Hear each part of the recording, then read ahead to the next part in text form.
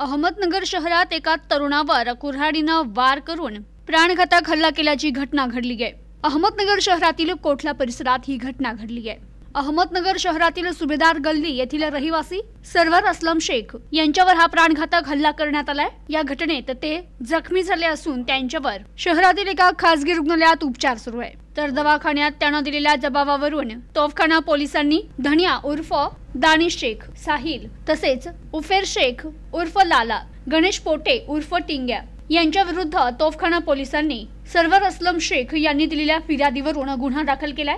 फिर्यादीत म्हटलंय, धनिया उर्फ दानिश शेख आणि साहिल यांनी कुऱ्हाडीनं वार करत सरवर असलम शेख यांच्या मानेवर आणि हातावर हल्ला केला, तर उफेर शेख उर्फ लाला आणि गणेश पोटे उर्फ टिंग्या यांनी चॉपरने पाठीवर व कमरेवर हल्ला करत वार केलाय।